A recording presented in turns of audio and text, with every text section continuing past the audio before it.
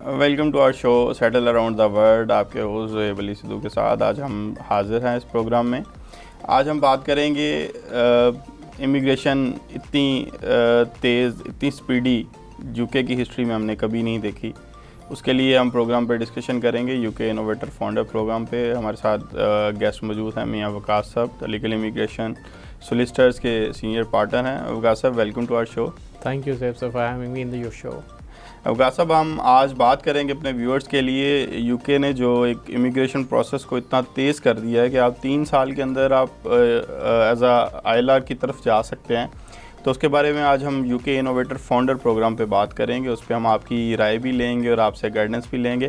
हम अपने व्यूअर्स को बताना चाहेंगे कि ये UK innovator founder program it's a combined junction of innovator program and startup programme.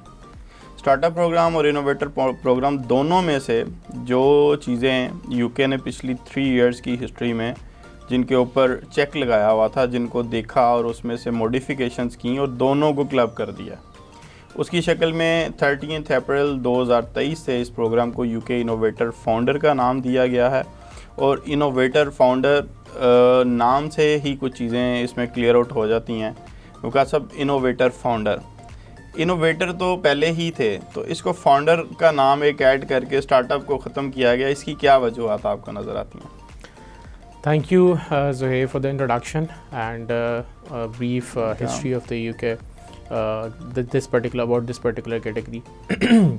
Basically, UK हमेशा से इमिग्रेशन को एक इन्वेस्टमेंट पॉइंट ऑफ व्यू से देखता है, जिसमें बहुत सी फॉरेन रेमिटेंस आती है, जिसमें बहुत से लोग इमिग्रेट करते हैं तो उनको बेनिफिट्स देते हैं। येस, यूके इमिग्रेशन एक फास्ट रूट इमिग्रेशन रही है हमेशा से।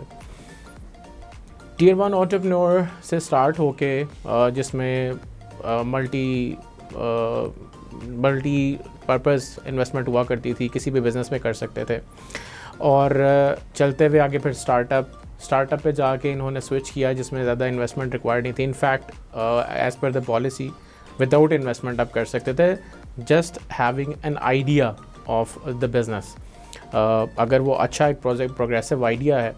बट लेटर ऑन वो कैटेगरी इतनी सक्सेसफुल नहीं रही, जिसकी वजह से इन्होंने फिर इसको इनोवेटर फाउंडर्स में कन्वर्ट किया, जिसमें कुछ सर्टन इन्वेस्टमेंट के साथ। बट यूके हमेशा से यूनिक इस तरह रहा है कि दुनिया में हमेशा इन्वेस्टमेंट की जाती है, पहले उसको सिक्योर किया जाता है, प्रोसेस को फॉलो किया जाता है, उसके बाद आप इन्वेस्ट करने के बाद इमिग्रेशन रूट पे जाके उसको एग्जीक्यूट करते हैं अपने बिज़नेस को या जो भी प्लान्ड होता है। जबकि यूके हमेशा आपको अपॉर्चुनिटी देता है कि आप अपने फंड्स को शो करें और अपने जो बिज़नेस कैटेगरी है उसमें जो आपका इंटरेस्ट है या जो आप डेवलप करने जा रहे हैं उसको शो करें, और लेटर ऑन वीज़ा ग्रांट होने के बाद आप यूके जाने के बाद अपनी जो अमाउंट मेंशन्ड है, जो रिसर्च है, उसको एग्जीक्यूट करें। तो इस हवाले से डिफरेंस की अगर हम बात करें तो इनोवेटर फाउंडर और उससे पहले इनोवेटर था, जिसमें 50,000 मैंडेटरी था कि आप इन्वेस्टमेंट करनी ज़रूरी है। एग्जैक्टली। बट लेटर ऑन इन्होंने उसको ऑब्जेक्टिव कर दिया इस सेंस में कि आपका जो आइडिया है वो प्रिवेलिंग हो, because it's a fast growing world, competition among the largest economies of the world, जिसकी वजह से उन्होंने एक पिन पॉइंट करने के लिए ये चीज़ रखी कि आपका आइडिया इनोवेटिव होना चाहिए, आपका आइडिया वायबल होना चाहिए, आपका आइडिया स्केलेबल होना चाहिए। उन्होंने ये फैक्टर्स इंट्रोड्यूस करवा दिए ताकि हम इसकी बिहाफ पे असेसमेंट करें। फिर आगे फर्दर इसके बहुत सी इम्प्लीकेशंस हैं जो लेटर ऑन। अच्छा वकास साहब, स्टार्टअप में वीज़ाज़ तो बहुत ज़्यादा लगे, हम फॉरेन नेशनल्स बहुत ज़्यादा स्टार्टअप वीज़ा पे गए, लेकिन उसमें मेरे ख्याल से आगे एंड पे 3 इयर्स बाद उसकी फर्दर एक्सटेंशन भी नहीं थी और वो आपको नेशनलिटी की तरफ भी नहीं लेके जाता था। बिल्कुल दुरुस्त फरमाया आपने। बहुत ज़्यादा वीज़ाज़, यहाँ पे मैं थोड़ी करेक्शन करना चाहूँगा, बहुत ज़्यादा वीज़ाज़ तो ग्रांट नहीं हुए। उसकी रीज़न ये थी कि उन्होंने इसके पैरामीटर्स कुछ इस तरह से इंट्रोड्यूस करवाए थे, जिस तरह मैंने पहले कहा कि आइडिया आप एक तो first time in the UK history, पहले ये होता था कि हम वीज़ा एप्लीकेशन जब बनाते थे, सबमिट करते थे, तो आपका जो इमिग्रेशन ऑफिसर है वो असेस करता था इवन आपके ऑब्जेक्टिव को, आपके बिज़नेस प्लान को। बट लेटर ऑन उन्होंने डिसाइड किया, वो लोग जो बिज़नेस एक्सपर्ट्स हैं या वो बॉडीज़ जो एक्सपर्टीज़ रखती हैं, रेगुलेटरी अथॉरिटीज़ हैं, उनके साथ कोलैबोरेशन के साथ उन्होंने कुछ बॉडीज़ को फिक्स किया जो कि एक सर्टेन डोमेन के अंदर एक्सपर्टीज़ रखती हैं और वो बिज़नेस प्लान्स को प्रोसेस करेंगे इंटरव्यू के प्रोसेस के थ्रू, कि जो भी इंट्रोड्यूस करवाया गया है क्या यूके की इकोनॉमी के हिसाब से और रिक्वायरमेंट के हिसाब से, according to the growing world and competition के हिसाब से, क्या यूके के लिए वायबल है। बिकॉज इस वक्त पूरी दुनिया टेक्नोलॉजी के पीछे भाग रही है, आर्टिफिशियल इंटेलिजेंस के पीछे भाग रही है, इसके अलावा रोबोटिक्स इंपॉर्टेंट हैं, मुख्तलिफ ऐसी फील्ड्स हैं टेक्नोलॉजी की, टेक इंडस्ट्री की, जिसमें हर किसी को फ्लरिश करना है। तो उसके बिहाफ पे इसको कैटेगराइज किया गया। उन्होंने इन्वेस्टमेंट की बजाय एक्सपर्टीज़ और एक पर्टिकुलर जॉनरा को टच करने के लिए या उसमें यूके को एक्सेल करने के लिए उसमें मज़ीद दुनिया का कंट्रीब्यूशन चाहते हुए उन्होंने ये कैटेगरी इंट्रोड्यूस की। तो स्टार्टअप में बहुत कम वीज़ास ग्रांट हुए। इवन उन्होंने ये भी ऑप्शन दी थी कि आप, क्योंकि इसके नाम से एविडेंट है कि इट्स अ स्टार्टअप, राइट, तो ना सिर्फ ये कि स्टार्टअप में आप बिज़नेस प्लान लेकर जाते थे बल्कि आप जॉब भी कर सकते थे पार्ट टाइम, ताकि आप अपने एक स्टार्टअप आइडिया को फैसिलिटेट करने के लिए फाइनेंशियली उसको स्पॉन्सर करने के लिए आप समहाउ कुछ अर्न भी कर सकें अपने ब्रेड एंड बटर के लिए, अगर इनिशियली आपको एफर्ट करनी पड़ती है समहाउ। इस वजह से ही उसको एक तो था भी स्टार्टअप, इस तरह नाम से एविडेंट है, और 2 साल के लिए था ये। उसके बाद अल्टीमेटली आपको फिर इनोवेटर में कन्वर्ट करना पड़ता था या किसी भी रेलेवेंट कैटेगरी में। बस ये एक इंक्यूबेटर सॉर्ट ऑफ प्रोग्राम आप समझ लें, जिसमें आप इनिशियल सिर्फ अपना आइडिया को एक ट्रैक पे लाने के लिए ये झुके जाके उसकी मार्केट को एक्सप्लोर करते हुए एक ट्रैक पे आते थे और उतनी देर में वो आपको वैल्यूएट कर लेते थे ताकि फर्दर आपको एक्सटेंशन देनी है कि नहीं। जी व्यूअर्स, वकास साहब हमें बता रहे थे स्टार्टअप वीज़ा के बारे में कि जिसमें आपको इन्वेस्टमेंट की भी ज़रूरत नहीं है, you just have an idea और आपकी इमिग्रेशन प्रोसेस हो सकती थी। अच्छा वकास साहब, आप स्टार्टअप को इनोवेटर से कैसे डिस्टिंग्विश करते हैं? इनोवेटर बेसिकली जो इसके प्रीएम्पशन है उसमें स्टार्टअप को इन्होंने कैटेगराइज इस तरह से किया कि इन्वेस्टमेंट रिक्वायर्ड ही नहीं है, जबकि इनोवेटर पे एक ब्रैकेट सेट कर दिया है कि मिनिमम 50,000 की आपको इन्वेस्टमेंट चाहिए, दैट इज़ मैंडेटरी, और 50,000 से इन्वेस्टमेंट स्टार्ट होती थी। जबकि वी आर हैविंग एक्सपीरियंस के 50,000 because it's a global competition, पूरी दुनिया से लोग अप्लाई करते हैं। जी बिल्कुल। और पूरी दुनिया से ग्रोइंग माइंड्स हैं और अपने आइडियाज़, प्रिवेलिंग आइडियाज़ लेकर आते हैं लोग। तो समहाउ इसकी ये एक बेस लाइन है, लोग अपने आइडिया को प्रूव करने के लिए इन्वेस्टमेंट कोई भी अमाउंट कर सकते हैं, कोई भी XYZ अमाउंट हो सकती है, that can be up to 100 and 200,000 pounds। But again वो फिक्स करने का मकसद ये था बिकॉज बिज़नेस की डिफरेंट कैटेगरीज होती हैं, बिज़नेस में सर्विसेज भी होती हैं, बिज़नेस में ट्रेडिंग भी होती है, बिज़नेस में फर्दर मैन्युफैक्चरिंग भी हो सकती है। तो UK basically is a service industry. तो मिनिमम जो क्राइटेरिया सेट किया 50,000, उसका मकसद ये था कि सिर्फ आइडिया पिच करना that is not enough but to bring the economy as well in the UK. So that's why they introduce and fixed it in the innovator category. But later on, जैसा आपने अपने introduction में भी बताया कि 2023 के अप्रैल में इन्होंने ये ख़त्म कर दिया और इन दोनों कैटेगरी को मर्ज करके इनोवेटर फाउंडर्स इंट्रोड्यूस करवा दिया, जिसमें एज सच कोई फिक्स्ड अमाउंट तो मेंशन नहीं है कि आपको इन्वेस्ट करनी है, but definitely to support your idea you need to invest something. जी ऐसा ही है। बिल्कुल वकास साहब जैसे कह रहे हैं कि हमने आपको शुरू में इस चीज़ के बारे में गाइड किया कि जी इनोवेटर प्रोग्राम और स्टार्टअप प्रोग्राम दोनों अप्रैल 2023 में क्लब कर दिए गए। अब जब हम बात करेंगे इनोवेटर फाउंडर प्रोग्राम पे, तो उस पर अप्लाई करने के लिए और एलिजिबिलिटी के लिए सर्टेन रिक्वायरमेंट्स हैं जिसको हम डिस्कस करेंगे। सबसे पहले तो इसकी एलिजिबिलिटी के लिए रिक्वायरमेंट है कि आप you should be the foreign national. UK के अलावा कोई जो फॉरेन नेशनल्स हैं सिर्फ वही अप्लाई कर सकते हैं। और उसके बाद सबसे पहली जो इसमें बेसिक चीज़ इनोवेटर और फाउंडर से आ रही है कि your idea should be innovative and something new, जो कि यूके की मार्केट में एक न्यू ट्रेंड इंट्रोड्यूस करवाने जा रहा है। इसके बारे में हम बात करेंगे। हमें प्रोडक्शन लाइन से कहा जा रहा है कि एक ब्रेक ली जाए, तो मिलते हैं एक ब्रेक के बाद। Welcome back to our show. जी हम बात कर रहे थे रिक्वायरमेंट्स के बारे में कि if you are going for the innovator founder program, तो क्या बेसिकली एलिजिबिलिटी क्राइटेरिया है, क्या रिक्वायरमेंट्स पूरी करनी ज़रूरी हैं। तो जैसे हमने बात की, सबसे पहले you should be the foreign national. उसके बाद सबसे जो मेजर रिक्वायरमेंट है, you should have attain the age of majority, 18 years आपकी एज होना ज़रूरी है। उसके बाद आपके पास इनोवेटिव बिज़नेस आइडिया होना बहुत ज़रूरी है। जब तक आपका आइडिया न्यू और इनोवेटिव नहीं होगा तो बेसिक जो इस पूरी इमिग्रेशन का पर्पज़ है वो सॉर्ट आउट नहीं होगा। उसके बाद इंडोर्समेंट बॉडीज़ वकास साहब आ जाती हैं। तो इंडोर्समेंट बॉडीज़ इस पे हम जिक्र करना चाहेंगे कि स्टार्टअप वीज़ा के टाइम पे, इनोवेटर वीज़ा के टाइम पे there were number of linked institutions, जिसमें यूनिवर्सिटीज़ भी थी, सर्टेन ऑर्गेनाइजेशंस भी थी, इंस्टीट्यूशन भी थे प्राइवेट, जो कि इंडोर्समेंट का काम कर रही थी। लेकिन इनोवेटर फाउंडर प्रोग्राम के आने के बाद अब उनको लिमिटाइज़ कर दिया गया है। There are only 3 institutions, there are only 3 endorsement bodies जो कि अप्रूवल का काम करें। इवन दो कि थर्ड वन को भी वो endorsement bodies में एडन करते हैं, लेकिन वो ऑफिशियल endorsement के तौर पे उनकी तरफ से रिप्रेजेंटेशन है एक इंस्टीट्यूशन की। तो endorsement बहुत ज़रूरी है। endorsement जब तक नहीं होगी तो बिज़नेस प्लान जो है वो अप्रूवल की तरफ नहीं जा सकेगा। लेटर ऑन उसमें आपकी लैंग्वेज की रिक्वायरमेंट आ जाती है, तो वो CFR जो लेवल है आपका वो कम से कम B2 लेवल होना बहुत ज़रूरी है। और अल्टीमेटली एंड पे सफिशेंट फंड्स। तो जब हम प्लान के अप्रूवल की तरफ जा रहे होंगे वकास साहब, तो हमें at least there should be the supporting funds. तो उसमें यही आता है कि नेक्स्ट आपके 6 मंथ्स के जो एक्सपेंसेस हैं आपके बिज़नेस के, बेसिकली उसके लिए you should be having the funds कि आप इसको प्रोसीड अप कर सकें। अब वकास साहब से पूछेंगे, जो जनरल हमने रिक्वायरमेंट्स के बारे में डिस्कशन की, वकास साहब आप क्या सोचते हैं जो हमने जनरल एलिजिबिलिटी क्राइटेरिया और रिक्वायरमेंट्स बताई, आपके ख्याल से क्या यही रिक्वायरमेंट्स इस वीज़ा को कवर अप करती हैं या इसके अलावा स्पेशल कुछ चीज़ें हैं जो हमने देखनी हैं, इनमें भी हमें क्या मॉडिफिकेशन की ज़रूरत है? थैंक यू सैफ साहब।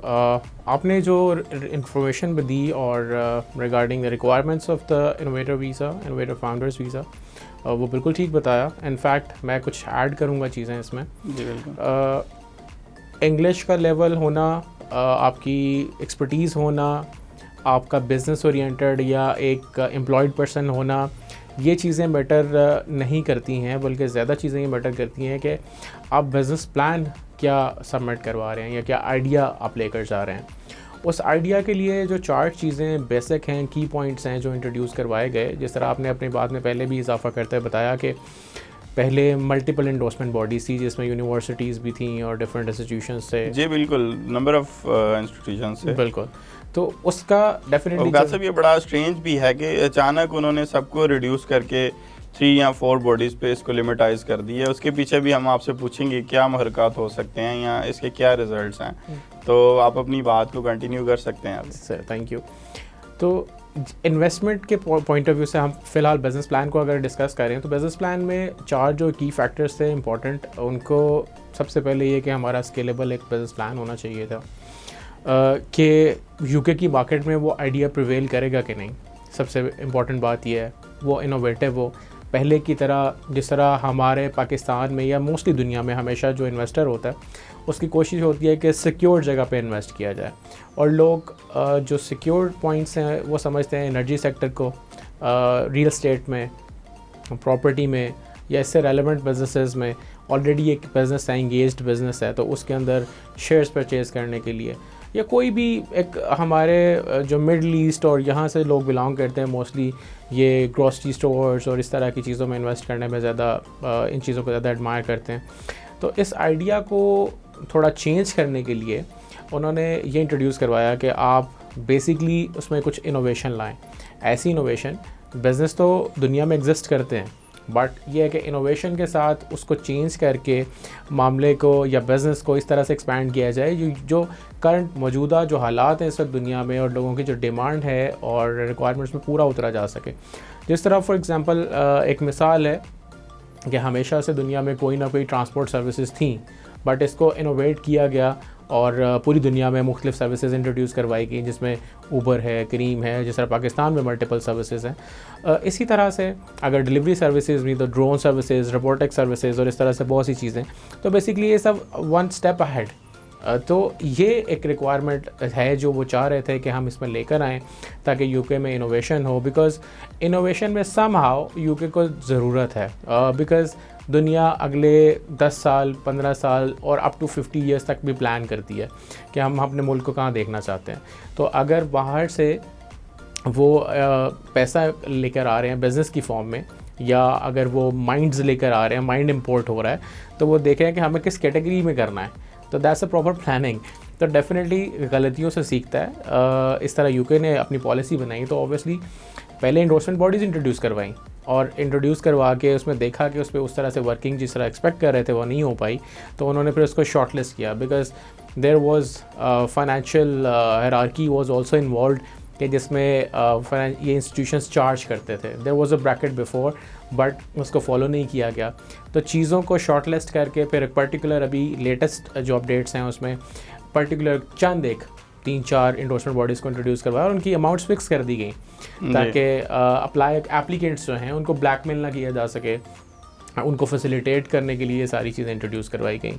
तो ये मकसद था इंट्रोड्यूस करवाने का बिज़नेस प्लान को, और इसके रिक्वायरमेंट्स फर्दर उसमें क्या चीज़ें रिक्वायर्ड हैं, किस तरह का बिज़नेस प्लान होना चाहिए, ये एक डिटेल है जिसको लेटर ऑन हम डिस्कस कर सकते हैं। जी कासब, आपने बड़ा डिटेल्ड तरीके से हाईलाइट किया इन चीज़ों को। मैं अपने व्यूअर्स को इट कुड बी समराइज्ड कि जनाब कासब जब बात कर रहे थे कि कैब सर्विस तो पहले भी ऑल ओवर द वर्ल्ड थी, उसको जब ऊबर क्रीम की तरफ लेकर आए, आईटी का दौर था, तो हर बंदे के लिए उन्होंने फैसिलिटेट कर दिया कि आपको घर से बाहर जाने की ज़रूरत नहीं, आपको ऑफिस से बाहर जाने की ज़रूरत नहीं, आप कहीं पे भी बैठे हुए हैं, you should be having only mobile and internet, तो आप उधर बैठे अपनी ऐप से कैब सर्विस बुक करें और आपके डोर स्टेप्स पे कैब सर्विस आएगी और आप जा सकेंगे।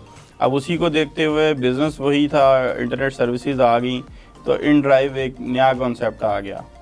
उन्होंने कहा कि फेयर भी अपनी मर्ज़ी से डालें और आप ट्रैवल कर सकते हैं अपनी मर्ज़ी के फेयर्स पे। तो ये आइडियाज़ कासब जैसे बात कर रहे थे कि बिज़नेस, न्यू बिजनेसेस तो आप कहीं से आ नहीं सकते, जो ऑलरेडी एग्जिस्टिंग बिज़नेस है, जो कैटेगरीज हैं, जिस तरह सर्विसेज का सेक्टर है, रियल एस्टेट का सेक्टर है, मैन्युफैक्चरिंग का सेक्टर है, रिटेल का सेक्टर है, होलसेल का सेक्टर है, import export, these are all the businesses. लेकिन उसके अंदर there should be some innovative idea. आपने एक नया तरीका, नया ढंग लेकर आना है जिस तरह आप उस काम को करेंगे और उससे ज़्यादा पैसे बना सकेंगे। तो प्लान्स तो ढेरों होंगे, लेकिन उसमें इनोवेशन होगी तो फिर ही आपका प्रोसेस इमिग्रेशन का स्पीडी हो सकता है। और अगर आपके प्लान पे टाइम लग रहा है तो दूसरी साइड पे आपके लिए फैसिलिटी भी है कि 3 इयर्स बाद you can move further ILR। तो क्या सब आप एंडोर्समेंट बॉडीज़ पे बात कर रहे थे, अब आप कह रहे थे लिमिटाइज कर दी गई हैं एंडोर्समेंट बॉडीज़। तो एंडोर्समेंट बॉडीज़ को कैसा हम बिज़नेस प्लान पुट अप करें कि वो अप्रूव हो जाएगा? देखिए, अगर इसको हम पूरा इसका हिस्टोरिक बैकग्राउंड भी देखें और बिज़नेस प्लान की रिसर्च भी देखें, तो एक ये पूरी साइंस है। फॉर एग्जांपल, एक बिज़नेस पर्सन को क्या चाहिए अगर वो बिज़नेस एक्सपैंड करने जा रहा है या बिज़नेस को। अच्छा वकास साहब, सॉरी मैं आपको बदर करूँगा, हम एक ब्रेक लेंगे, ब्रेक के बाद इंशाल्लाह आपसे इस चीज़ पे बात करेंगे और बिज़नेस प्लान पे डिटेल डिस्कशन करेंगे, क्योंकि ये एक कम्बरसम पूरा एक डिटेल डिस्कशन होगी। तो अगर दरमियान में इंटरप्शन आ गई तो फिर तरीके से उसको सॉर्ट आउट नहीं कर सकेंगे। Thank you. तो हम मिलते हैं व्यूअर्स एक ब्रेक के बाद। Welcome back to our show जी। अभी हम बात कर रहे थे बिज़नेस प्लान पे, जो कि मेन इंग्रेडिएंट है यूके इनोवेटर फाउंडर प्रोग्राम का। तो हम कासब से पूछेंगे जी, बिज़नेस प्लान पे आप हमारी रहनुमाई कर रहे थे, कासब बताइएगा क्या पॉइंट्स बहुत ज़रूरी हैं जिन्हें फॉलो करना ज़रूरी है, वरना बिज़नेस प्लान अप्रूव नहीं होगा? वेरी वेल, ये बहुत इंपॉर्टेंट चीज़ है बिज़नेस प्लान। ऑब्वियसली जब आप कोई नया बिज़नेस प्लान कोई बिज़नेस प्लान करने जा रहे हैं, उसको इस्टेब्लिश करने जा रहे हैं, या कोई ऐसा बिज़नेस जो ऑलरेडी एग्जिस्ट करता है उसको एक्सपैंड करने जा रहे हैं, तो there must be some strategy. ऐसे ही हम पैसे के साथ कोई भी XYZ प्लान को पकड़ के एग्जीक्यूट नहीं कर सकते। We should have proper research.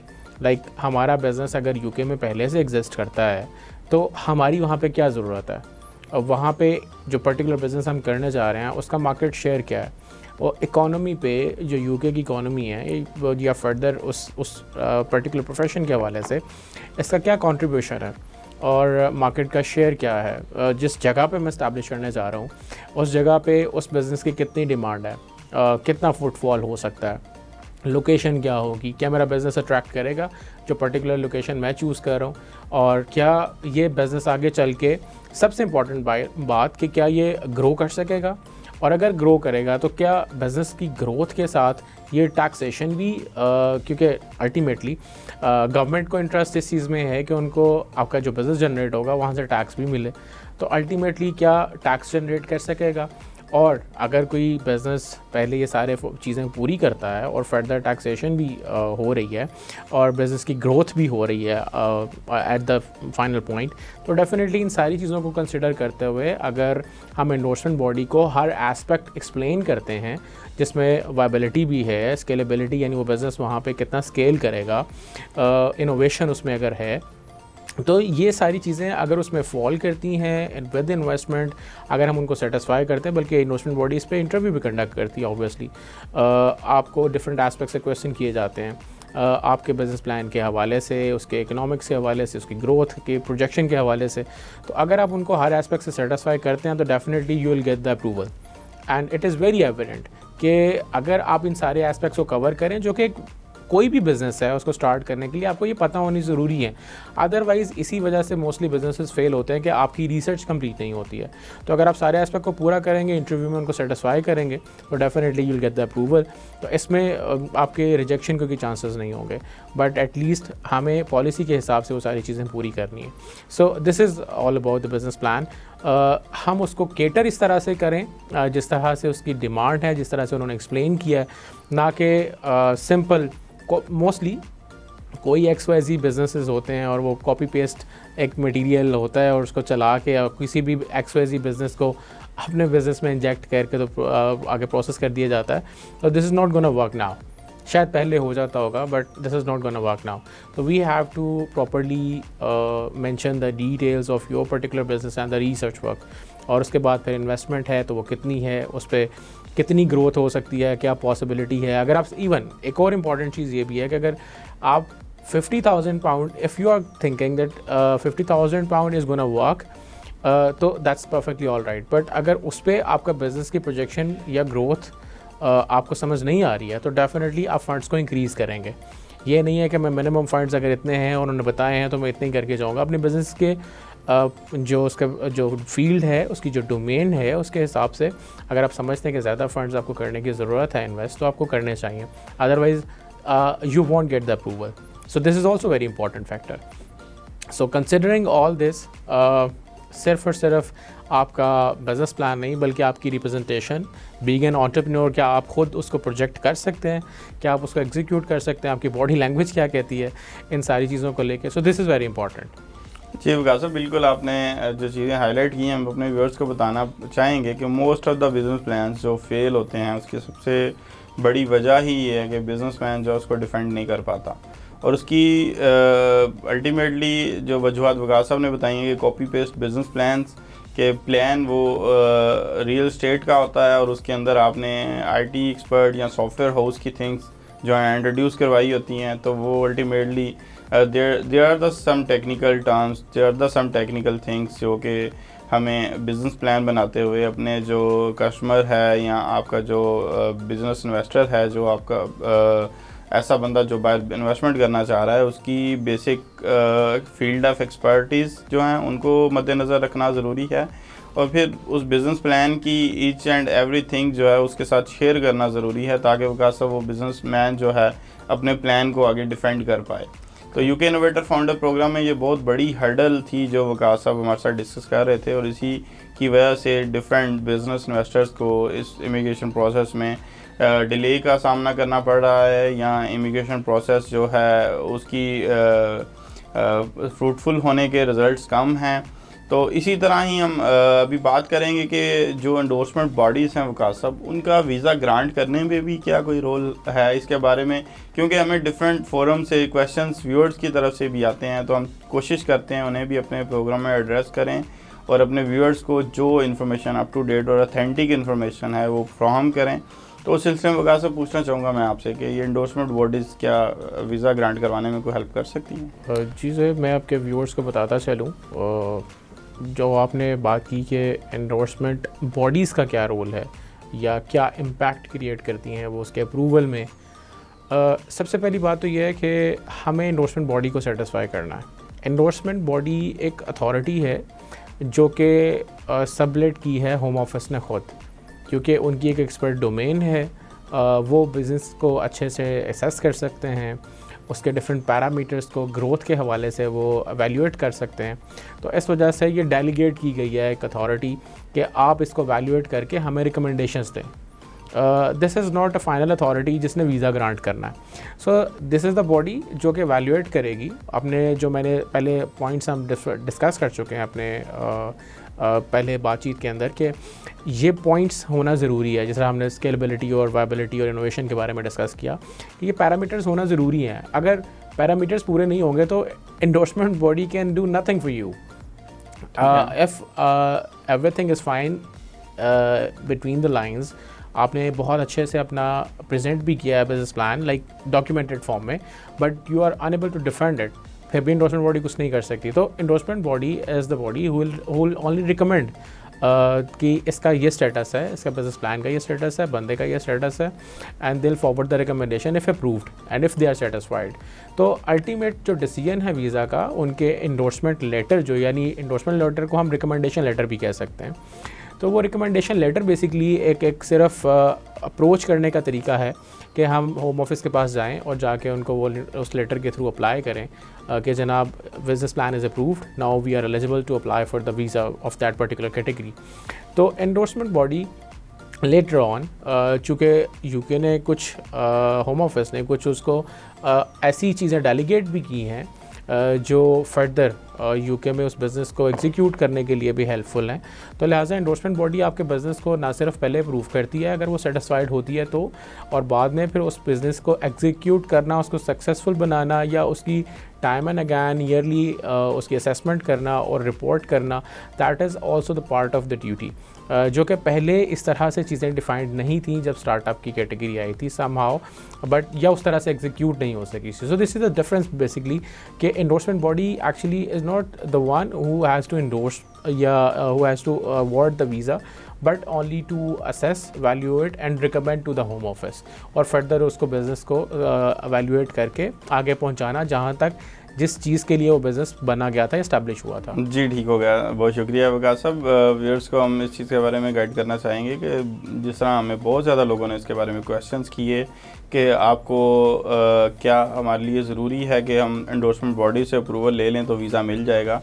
तो इसमें जैसा हमने विकास साहब ने हमारी रहनुमाई की, endorsement bodies are just a recommendee, आपको रिकमेंड कर सकती हैं जैसे subject to approval of your business, और उसको आप डिफेंड करेंगे, उसकी रिक्वायरमेंट्स पूरी करेंगे तो बिज़नेस प्लान अप्रूव होगा, और फिर अल्टीमेटली रिकमेंड कर देंगे। हाँ, वो जिस तरह विकास साहब ने बताया कि डिफरेंट सर्विसेज वो ज़रूर प्रोवाइड कर रही हैं, जो एडिशनल सर्विसेज हैं उनके पैकेजेस हैं जो आप ले सकते हैं, जिसमें प्री सेटलमेंट बिज़नेस पैकेजेस हैं, पोस्ट सेटलमेंट बिज़नेस पैकेजेस हैं, वो आपके अकाउंट्स मैनेज करके दे सकते हैं, वो आपके बिज़नेस एडमिनिस्ट्रेशन के बारे में आपको गाइडलाइन फ्राहम कर सकते हैं। तो ये डिफरेंट चीज़ें हैं जो एंडोर्समेंट बॉडीज़ कर सकती हैं।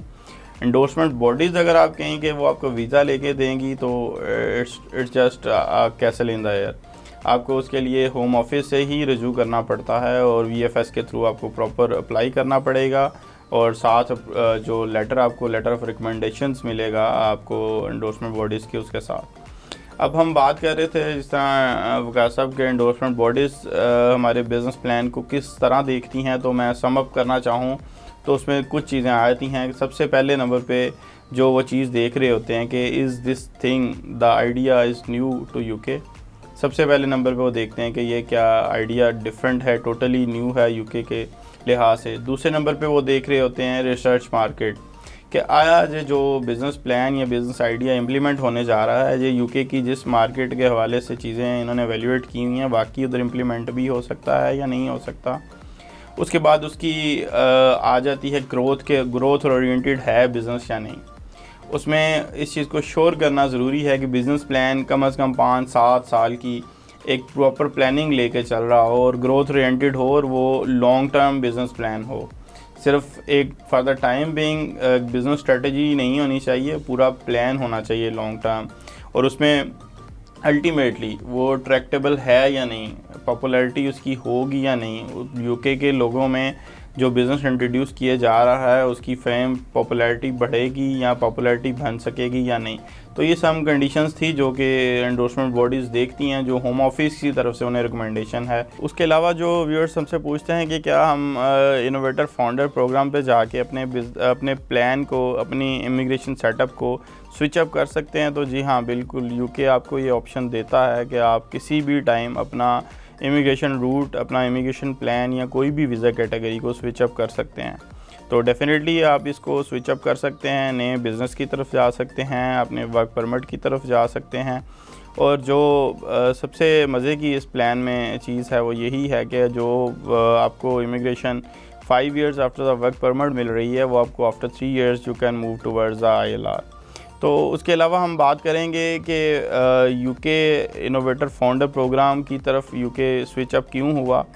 तो उसमें हम, जैसा हमने स्टार्ट में बताया कि जिस तरह कुछ मिसयूज़ था, जिस तरह स्टार्टअप प्लान में सिर्फ इन्वेस्टमेंट लोग दिखाते थे, बिज़नेस प्लान, बिज़नेस आइडिया कुछ होता था, लेटर ऑन वो कुछ कर रहे होते थे, तो उसको स्ट्रीमलाइन करने के लिए चीज़ें की गई। लेकिन अल्टीमेटली यूके हर 2-3 साल बाद वकास साहब पॉलिसीज़ में हमेशा मॉडिफिकेशंस लाता है और वो अपनी पिछली गलतियों से सीखते हैं। और जो different immigrants, different investors all over the world UK switch up करते हैं, तो उनके एक्सपीरियंस से, उनके बिज़नेस की फ़ीडबैक से और उनकी अल्टीमेटली जो ग्रोथ ओरिएंटेड रिज़ल्ट्स निकलते हैं, आइदर पॉजिटिव निकलें या नेगेटिव, उनको मद्देनज़र रखते हुए डिफरेंट बॉडीज़ वॉच कर रही होती हैं। उसकी बेस पे डिफरेंट टाइम पे वक्तन पॉलिसीज़ में चेंजेस लाई जाती हैं और क्लब अप करने की कई दफ़ा कोशिश की गई है। कई दफ़ा पॉलिसीज़ को एक प्रोग्राम को 2 हिस्सों में डिवाइड किया गया है। तो इस तरह वक्त के साथ साथ इसमें चेंजेस आती रहेंगी और प्लान्स जो हैं, पॉलिसीज़ जो हैं, उसमें मॉडिफिकेशन आती रहेगी। लेकिन अल्टीमेटली यूके इन्वेस्टमेंट पे बिलीव करता है और सर्विसेज पे बिलीव करता है, और यूके ने हमेशा इंटरनेशनल इन्वेस्टर्स को अपने कंट्री की तरफ अट्रैक्ट किया है to boost your economy, to promote अब ग्लोबल बिजनेस हब। तो इसी तरह ही आप देखें तो यूके में अगर लंदन में इंटरनेशनल तमाम चेन्स मौजूद हैं, तमाम रिकग्नाइज बिजनेसमैन जो ऑल ओवर द वर्ल्ड हैं वो यूके में मौजूद हैं। और इस हवाले से ही यूके में हमेशा इसके बारे में काम किया जा रहा है और किया जाता रहेगा कि इन्वेस्टर्स को अपनी कंट्री की तरफ अट्रैक्ट किया जाए। लेकिन इसमें आंसर वही आ जाएगा कि जेन्युइन इन्वेस्टर्स होने बहुत ज़रूरी हैं ताकि इन्वेस्टमेंट उस कंट्री में आए और वो कंट्री फ्लरिश कर सके। इसके बारे में हम डिफरेंट ग्लोबल मोबिलिटी प्रोग्राम में डिफरेंट और पॉलिसीज़ भी हैं, डिफरेंट और प्रोग्राम्स भी हैं जिसके थ्रू आप इमिग्रेट कर सकते हैं, माइग्रेट कर सकते हैं। जी, तो हमने आज बात की यूके इनोवेटर फाउंडर प्रोग्राम पे, उसके जो पॉजिटिव इफ़ेक्ट्स हैं, जो उसके लिए रिक्वायरमेंट्स हैं, जो चीज़ें टेक्निकलिटीज़ हैं, जो हम सोचते हैं कि आम जो एक इंसान है, आम जो इमिग्रेंट है, जो आम एक बंदा सर्विसेज लेना चाह रहा है, उसके लिए आसानियाँ पैदा हो सकें। तो इंशाल्लाह हम मिलेंगे नेक्स्ट एपिसोड में अपने एक नए बिज़नेस आइडिया के साथ, एक नए इमिग्रेशन प्लान के साथ, जो कि हम आपके सामने रखेंगे, और ताकि आपके लिए भी आसानियाँ पैदा हो सकें और हम जिस मकसद के लिए इस प्रोग्राम को कर रहे हैं उस मकसद को भी पूरा किया जा सके। जी, मिलते हैं नेक्स्ट एपिसोड में। अल्लाह हाफ़िज़।